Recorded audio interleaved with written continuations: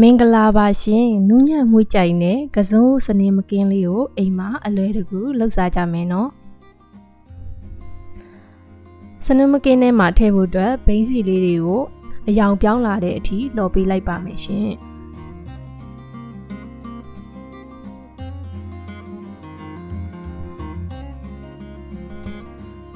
ကစုံဦးလေးလုံးကိုလည်းနူးဣလာတဲ့အထိပြုတ်ထားပေးလိုက်ပါတယ်ရှင်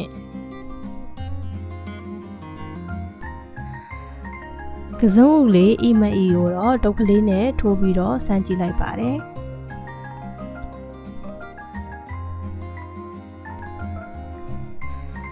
ရွှေကြည်မုံကိုစံချိန်ခွက်နဲ့တစ်ခွက်စာလောက်ထည့်ပြီးအနံလေးတွေမှုီးလာတဲ့အထိလော်ပေးလိုက်ပါတယ်ရှင်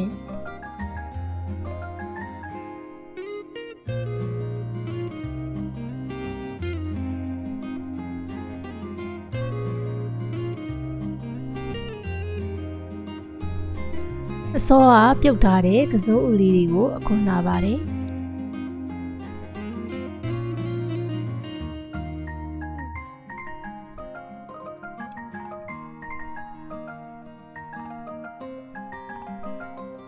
ကစင်းဦးလေးတွေကျဉ်ညက်သွားအောင်လို့လက်ကလေးနဲ့ဆုပ်ပြီးတော့ခြေပေးလိုက်ပါတယ်ရှင်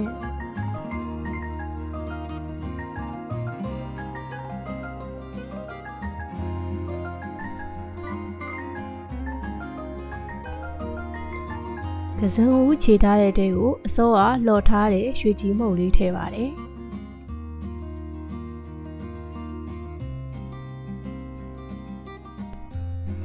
တကြားကိုလည်းစံချိန်ခွက်လေးနဲ့တစ်ခွက်စာလောက်ထည့်ပေးလိုက်ပါတယ်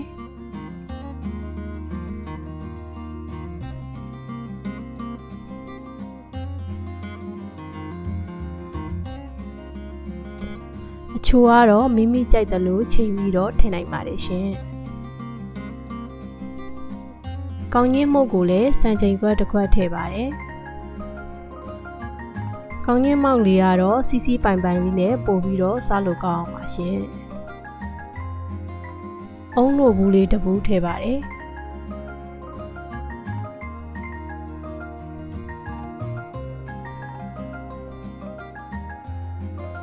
ကျုပ်နှလုံးကိုလည်းခောက်ပြီးတော့ထည့်သွားပြလိုက်ပါတယ်ရှင်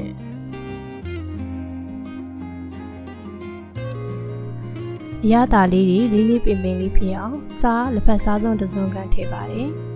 ဗီဒီယိုထဲမှာရိုက်ဖို့မိသွားလို့ပါရှင်ပြီးရင်တော့အရသာလေးတွေနှံ့သွားအောင်လို့တေချာလေးမူထားပြလိုက်ပါတယ်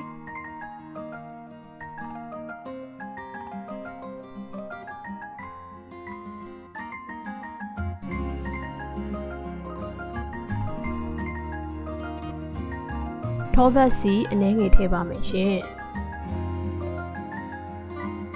ထောပတ်စီလေးကတော့ပုံမွေးလို့ပါတကယ်လို့မရှိရင်တော့ရိုးရိုးစီထည့်လေးရပါတယ်ရှင်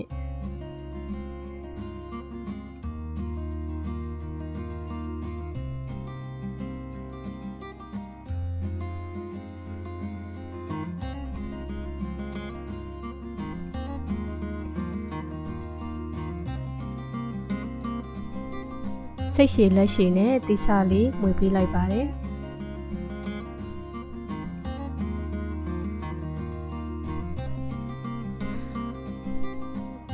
ထောပတ်စီလေးကိုဖုံးမဲ့ပကံအနှံ့ကိုတုပ်လင်းပေးလိုက်ပါတယ်မုတ်ဖုတ်ပြီးတဲ့အချိန်မှာပြန်ခွာလို့ရှိရင်လွယ်အောင်လို့ပါရှင်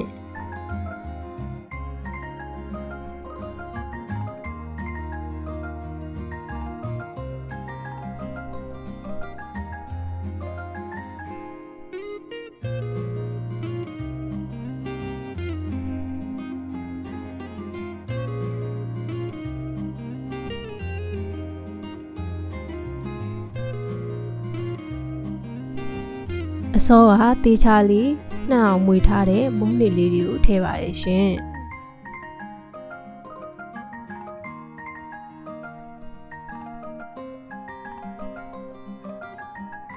မုတ်သားလေးတွေလီမခိုအောင်လို့အပေါ်ကနေပြီးတော့အနည်းငယ်ဖိပေးလိုက်ပါတယ်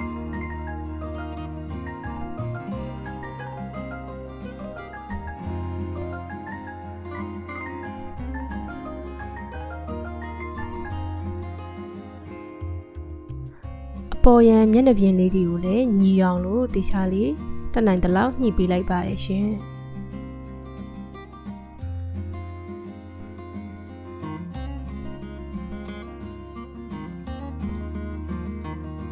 အပေါ်ကနေလှော်ထားတဲ့ဘိန်းစီလေးတွေကိုဖြူပေးလိုက်ပါတယ်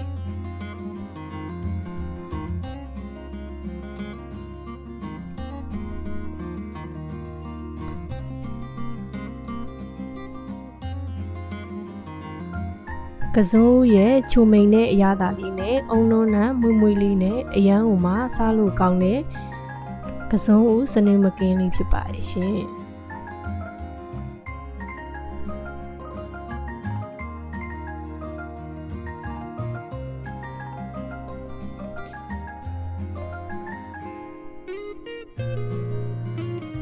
အိုဗန်ထဲကိုထည့်ပြီးတော့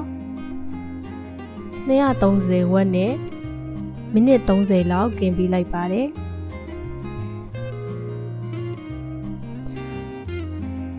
မုတ်သားလေးတွေကြက်မကြက်တီးအောင်လို့တွားကြားထိုးတံလေးနဲ့ထိုးပြီးတော့စမ်းကြည့်ပေးလိုက်ပါတယ်2 နာရီကျော်လောက်အေးခံပြီးသွားပြီဆိုလို့ရှိရင်တော့အခုလိုမျိုးလီလို့ရပါပြီရှင်